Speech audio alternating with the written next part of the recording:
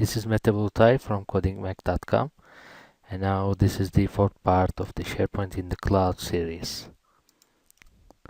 So if we have a look at the previous videos, in part 1 we have seen the simplified cloud concepts, and we have made a comparison between different cloud service providers.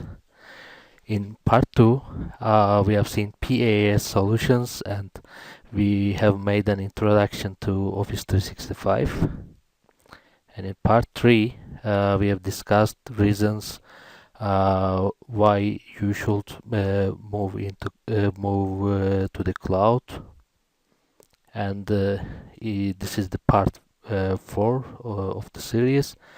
And in this episode we will make an introduction to Microsoft Azure.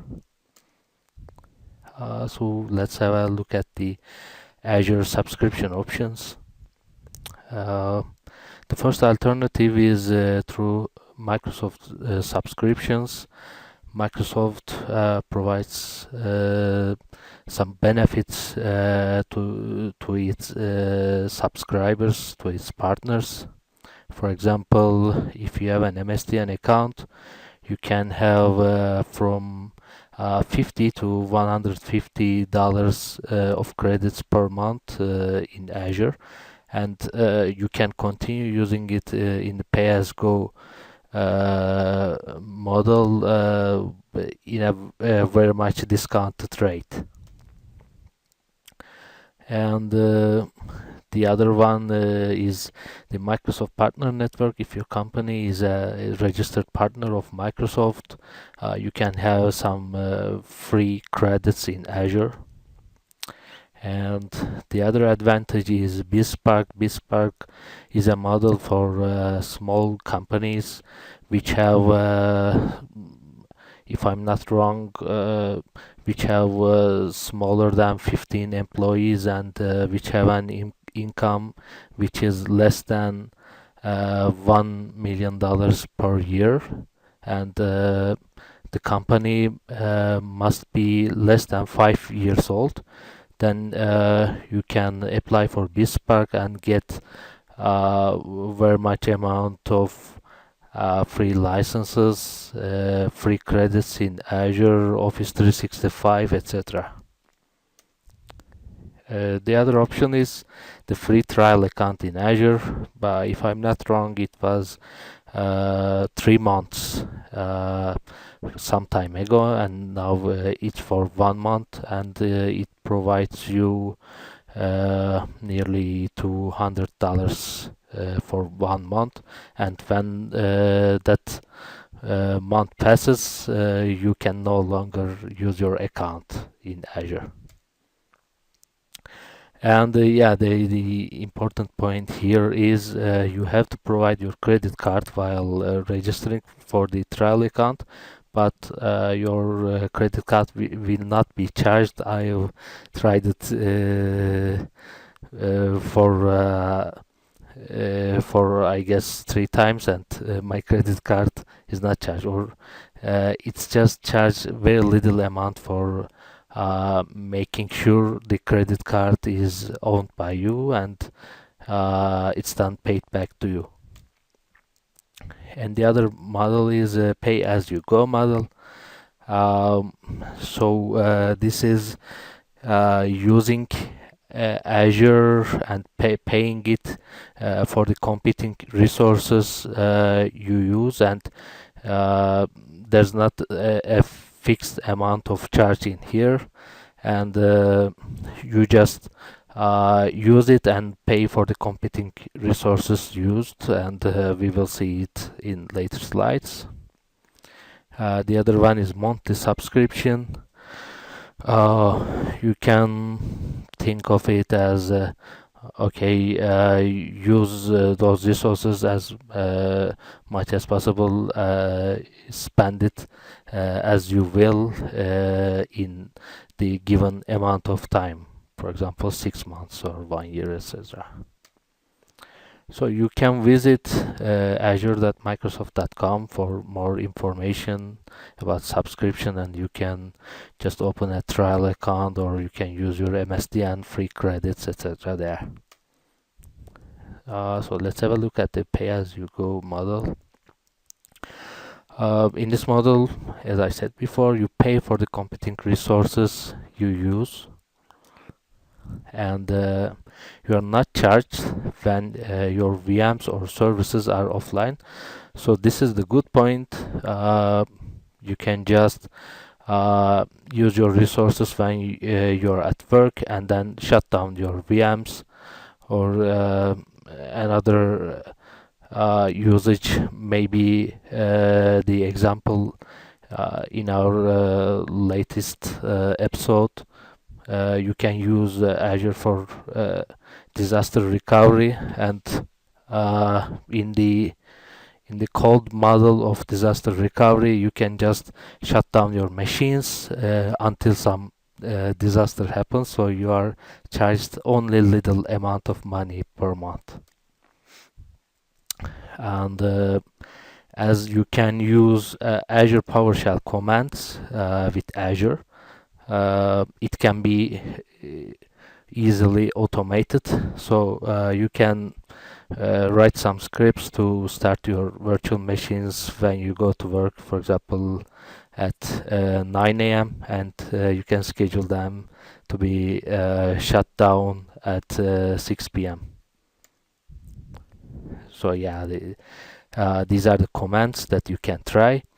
I have showed a how-to video about how to run Azure Microsoft and how to set it up, and here I am providing a link to it. You can also watch it and make an introduction to using Azure PowerShell. So here are the key concepts. The first one is a virtual network. We will see it later. The second one is an affinity group, and the third one is the availability set. These three can be taught of the major concepts about Azure, the major concepts that you should know. This is a picture taken from air, I guess. This is a picture of Azure Data Center in San Antonio, and this is a picture of a container which is located in each data center of Microsoft Azure network. So they built those data centers as modular as it can be, and it said that they place similar hardware in those containers, and they built those data centers as consisting of those containers. So it said that the width of this data center is as a total of 10 football fields, and I guess it's American football fields, not soccer, but I don't think there is much difference between them. And when you create a virtual machine in Azure, it creates it in a random space, in a random container which is located in that data center. For example, in this one, it can be located in here. And when you created another virtual machine, it can be created at the other end of this data center. So this should be a problem within a data center.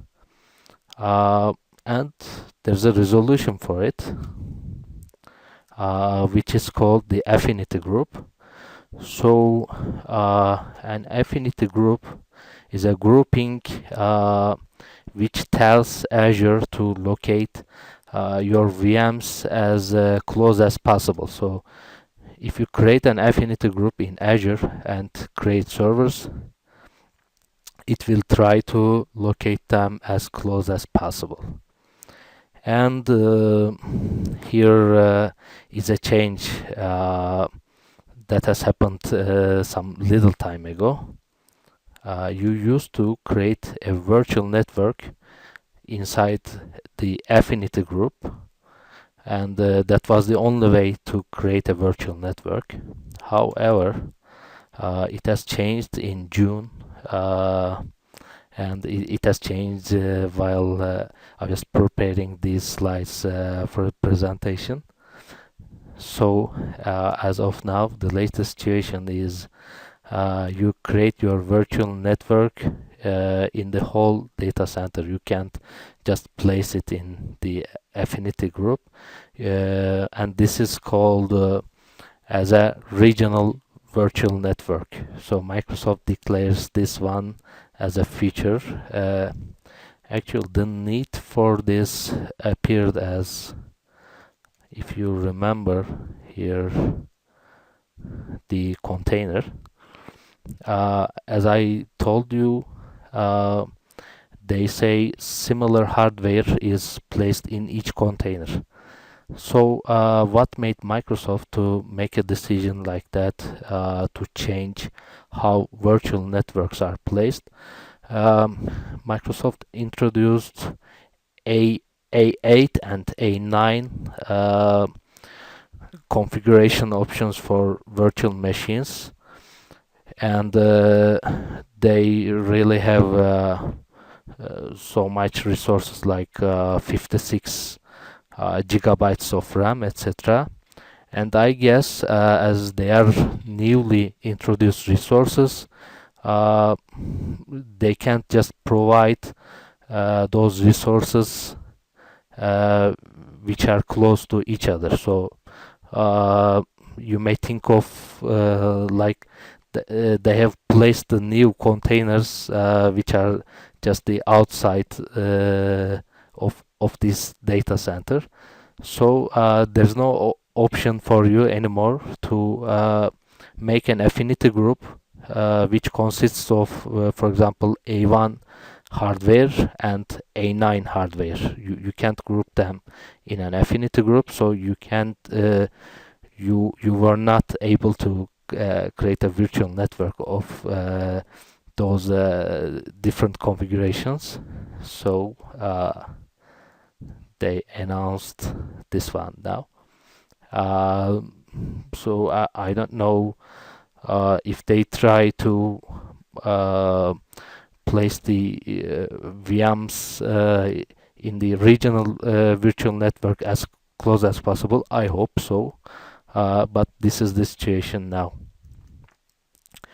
So we have seen okay, so how we can use a virtual network.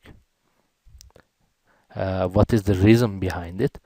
It's an isolated network that you can place your VMs, and you can just create a network of different subnets, etc., and you can isolate those VMs from outside. And you can just create VPN connections, site-to-site VPN connections. You can create a VPN connection from your on-premises environment to the virtual network in Azure, and I hope you can also do that from cloud to cloud. And as you can create VPN connections from your on-premises environment, it's a good pick for building hybrid solutions. And so yeah, now we have seen virtual network and affinity group. And what about the availability set? The first thing is I got this slide from SBC SharePoint conference video from a SharePoint conference slide with the title below, deploying highly available SharePoint internet sites on Windows Azure VMs. I will provide the link in the video information. You can watch that video later. And the one thing that has changed since this presentation is you no longer place a virtual network inside an affinity group, so it's obsolete. You can just ignore it. Okay, here is our virtual network, as I told you, and here are the availability sets. And as you can see, different two front ends, two application servers, two domain controllers, and the SQL servers in the SQL always availability group are placed. Each are placed in an availability set. So an availability set is a feature of Azure which guarantees you that when one virtual machine in that availability set is down, the other will be up. It guarantees you in a very high percentage. So in a high availability scenario, and also in like disaster recovery scenarios, you should place the VMs which are making the same duty in the same availability set. Okay, let's go on. Yeah, and now we will have a demo with my Microsoft Azure trial account. Here it is in Firefox. So, as I showed you, these are my application servers. These are my domain controllers, two from each. These are my front-end servers, and these three are my SQL servers for the always-on availability set. There's a trick in creating an always-on availability set in Azure, so you can refer to the video in SharePoint conference that I'm talking about, and I advise you to watch it. And this is my control panel in Microsoft Azure. If you haven't seen it before, you totally use it on website, and as I told you, you can administer it from a PowerShell command line tool, which is called Windows Azure PowerShell. Actually, they haven't reacted the name change in Azure to that tool yet. And in the video that I gave you the link of, you can just see where you can download it and how you can use it with basic commands.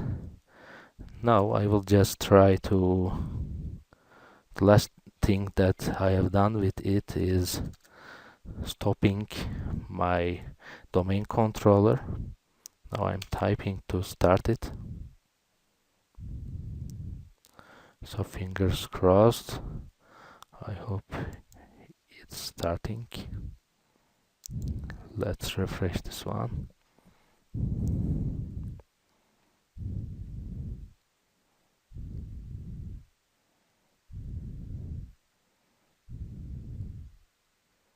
Retrieving status.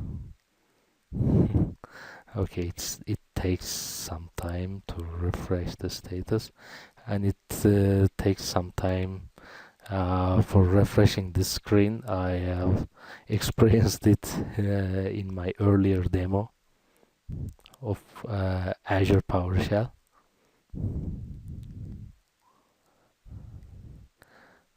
I hope now it will say starting. Yeah, now it's starting. So this gives you a clue of how to automate starting and shutting down your servers, I guess. And here every resource that I create in Azure are grouped in their categories. this Active Directory is shared by my Office 365 account and my Azure account. If you link them, they are shared within those subscriptions. And this Active Directory is not an actual Active Directory. Actually, the main reason of an Active Directory in Azure is that for replicating your on-premises environment accounts in Azure. So it's not a standalone Active Directory, not yet. And it's for creating an hybrid environment. It's used for this purpose mainly. And in Office 365, it's for providing access to users in Office 365. So for now, there's no option to just create an Active Directory in Azure and not using your on-premises one. And in Azure, if you would like to create an Active Directory, you have to just do it in the manual way. You should create VMs and you should install Active Directory services on them and so on. And what I would like to show you is my virtual network.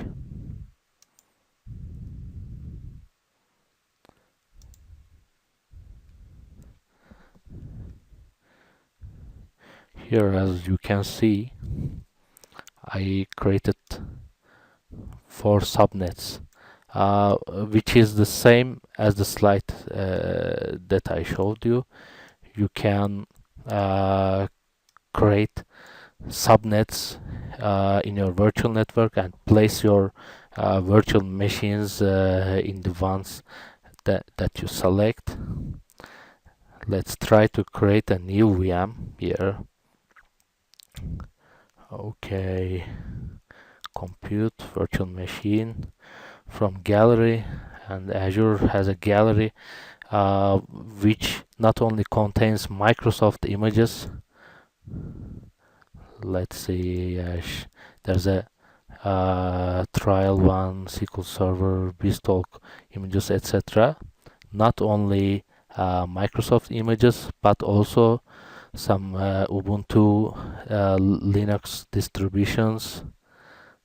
Also, it contains Oracle images for development environment or Oracle DB, etc. And Puppet Labs, I guess this has been added recently. I haven't noticed it before, but I may be wrong. Okay, it's not allowed that I say. So let's try to create a SharePoint trial version server. When you create a VM with this image, it just stays where after you complete the MSI file executions. It has just stopped where you will run the configuration wizard. So there's not much way that has been taken before the deployment, and you will just configure it and use, and you can use an existing license and you can change it to your enterprise license or anything. This is just because it states that Microsoft doesn't provide a licensing option in Azure, but you can use your own licenses. You don't have to use the trial version in Azure. There's no limitation for that. Let's go on. Let's name it like SP new test. Okay, it doesn't matter. So these are the recently added to machines: A8, which has 56 gigabytes of memory, and A9 which has 112 gigabytes of memory. So these are the images which forced Microsoft to make some change, like a regional virtual network. Let's type a username. SPAdmin. This is the local administrator account, and you will join it to your Active Directory after creating it and logging on to server. The steps are the same as you do in your on-premises environment. So let's say password 2. Password 1 is not accepted, but you can use password 2. Thanks for the tip to Kirk Evans in his demonstrations. I said next. I created 3 cloud services for each group of servers as indicated in the slide that I have mentioned. You can watch that video for the details. Actually, there's no clear definition of what a cloud service is, but I can tell you this much, that Azure creates a cloud service for each component you create, like a virtual machine. For each virtual machine you create, you can choose it to create a new cloud service, or you can group your servers in existing cloud services like that. When I change this one, it will automatically assign my network to me.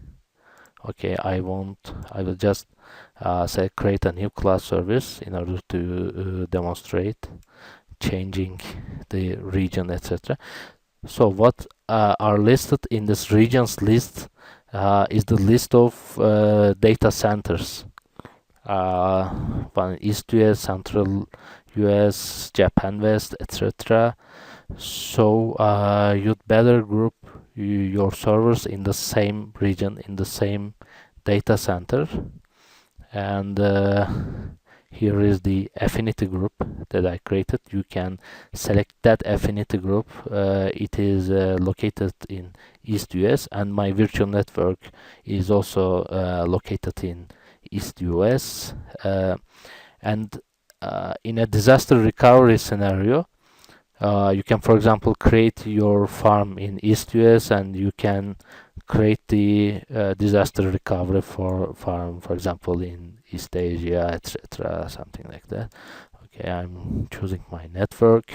So now, as I have 4 subnets, I have to choose my subnet. If I'm not wrong, this was the subnet for application servers. Anyway, it doesn't matter for now. So yeah, this is the storage account. I always choose it to automatically generate it. And this is the availability set. You can create an availability set here now, or you can use an existing availability set if you have created before now. For example, when I choose my cloud service as an existing one, it lists me of the existing availability set that I have created. But when I go like that, I can create my availability set. Okay, I'm selecting none, and this will be one single server. I just choose continue. Here are some tools that you can use in your VMs, antiviruses, etc. Some tools I haven't tried them. Let's say OK, and now it's creating the new virtual machine. For the existing virtual machines, you can just click here to connect, and it will just download the remote desktop file. Then you can go on connect to your desktop with remote desktop connection and administrate like you do in your on-premises environments. And here is one thing that I would like to show you. You can change the hardware specifications of your server after creating it. You can change the affinity group or virtual network, so you have to be careful about those when creating them. You can't directly move your servers among different virtual networks or affinity groups, but you can just delete your machine, but keep the hard drive image of it, then create a new virtual machine in the new virtual network with the existing hard drive, like that. There's a workaround like that, but in order to not to work on those and lose time, just be careful when you're creating your virtual machines. So this is all that I will show you for this part of our series. Thank you very much for watching, for your patience, and please visit codingmac.com for related videos and other upcoming videos, links and resources, etc. Thank you. Bye bye.